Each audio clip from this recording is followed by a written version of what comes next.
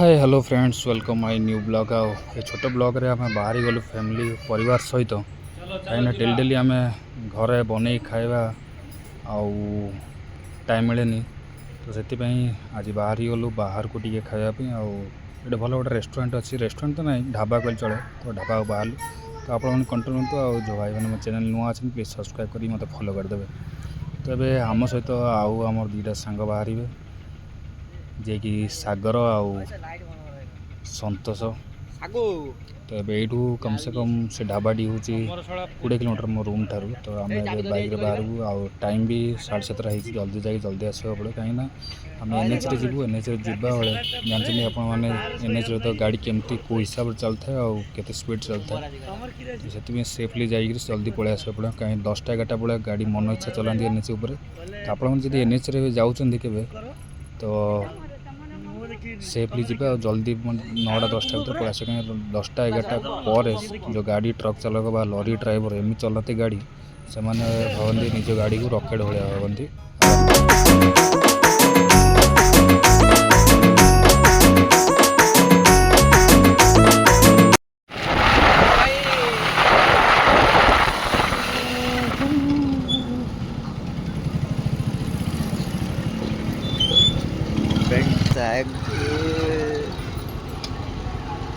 केते पिकी आज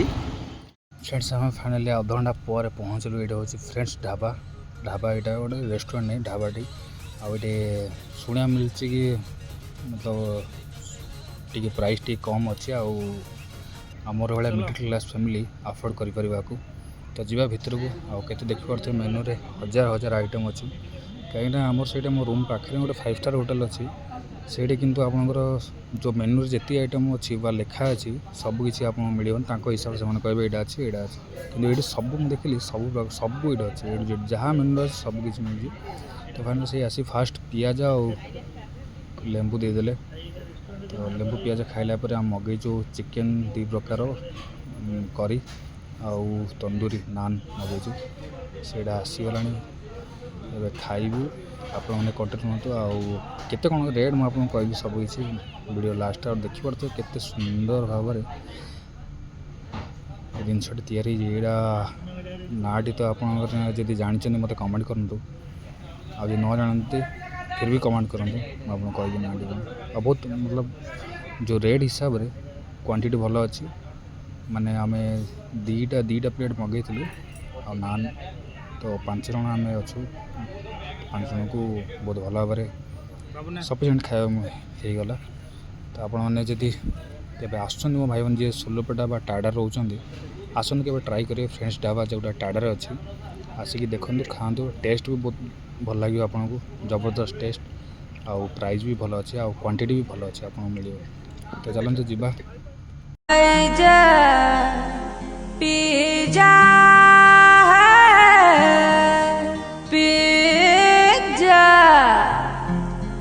पेटरे थिबो जदि भोका बाबू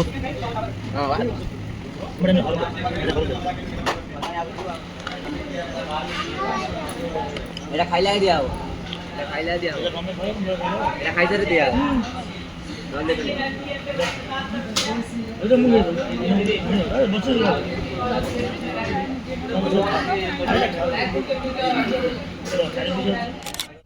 सरीगला खाइबा और खाई सारापर किसी हजम कोल्ड ड्रिंक्स पेप्सी जहाँ भी पीते कि ये सब जिनस देह बहुत खराब आम मसे 2 मास थे पीदे भी खाई किसी ना कि बाहर बिल आसला बिल 3 प्लेट आसला चिकेन और नान 8टा नान आसला टोटाल 1100 बहुत सस्ता अच्छे